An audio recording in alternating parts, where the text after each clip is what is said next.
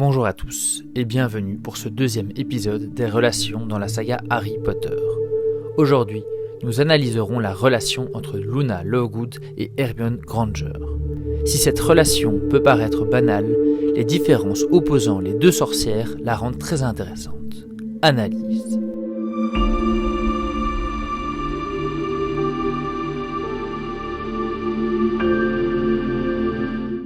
Si les films font croire qu'ils se sont rencontrés dans une diligence tirée par des sombrales, la première rencontre entre Luna et Hermione a en fait eu lieu dans le Poudlard Express dans Harry Potter et l'Ordre du Phénix. À ce moment-là, Hermione débutait sa 5e année scolaire tandis que Luna commençait sa 4e année. Dès leurs premiers échanges, de grosses divergences semblent apparaître. En effet, voyant Harry lire le journal du chicaneur, Hermione indique que c'est une vraie poubelle, comme tout le monde le sait. Ce à quoi répondra Luna en indiquant que son père en est le directeur. Hermione tentera de rattraper sa bourde, mais Luna l'a directement stoppée dans son élan. Quelques jours plus tard, juste après avoir annoncé à Harry qu'elle le croyait au sujet du retour de Voldemort, Luna affirmait l'existence de l'Enormus Ababy et du Ronflac cornu. Hermione s'est empressée de contester cette existence.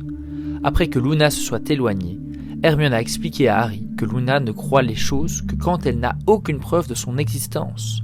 Hermione semble donc considérer le mode de pensée de Luna comme totalement ridicule. Toutefois, cela n'empêchera pas Luna d'intégrer l'armée de Dumbledore, un projet initié par Hermione. Au cours de la séance de recrutement, Luna émettra le fait que Fudge possède une armée d'héliopathes, des esprits du feu. Hermione contestera totalement ces suggestions en demandant à Luna des preuves de leur existence. Luna rétorquera qu'elle est bornée et qu'il faut qu'on lui mette tout sous le nez pour qu'elle croie à un phénomène.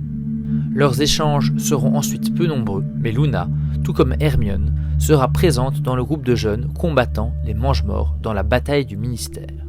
Lors du tome 6, on retrouve Luna et Hermione pour la première fois ensemble, sortant toutes deux des toilettes.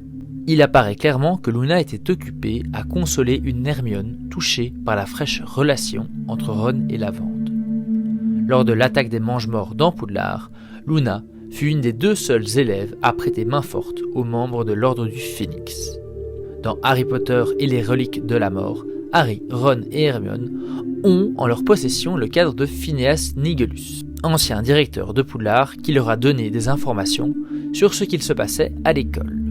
En délivrant ces informations, il a traité Luna de grotesque. Hermione a aussitôt contredit ce qualificatif.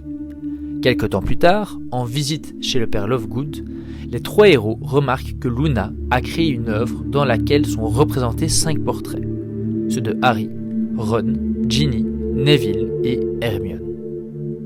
Ces portraits sont reliés par des chaînes sur lesquelles sont écrits les mots « amis ». En fin d'aventure, lors de la bataille finale, Hermione et Luna, accompagnées de Ginny, tenteront de combattre ensemble la terrible Bellatrix. Dès les premiers échanges, on s'aperçoit que les manières de penser de Luna et Hermione sont opposées. Si Luna ouvre le champ des possibles, Hermione a besoin de preuves tangibles pour croire quelque chose. Si Luna peut se montrer ouverte à certaines rumeurs et légendes, Hermione n'y prêtera pas attention tant qu'elles ne sont pas logiquement établies par un grand nombre. Nous avons ici deux personnages dont les points de vue divergent, et cela dès leurs premiers échanges. L'une et l'autre ont très vite senti qu'elles n'avaient pas le même mode de pensée. Elles avaient conscience de ces différences et désiraient défendre leur point de vue en opposition à ce que l'autre argumentait. Si ces divergences ont semblé plus prenantes en début de relation, il est fort probable que les deux jeunes femmes se soient ensuite vite respectées, ne fût-ce que parce qu'elles faisaient, toutes les deux, partie de l'armée de Dumbledore. Elles font partie du même camp tout en étant activement impliquées dedans. Peu d'autres élèves de Poudlard ont été actifs dans la lutte contre les forces du mal, comme l'étaient Hermione, mais aussi Luna.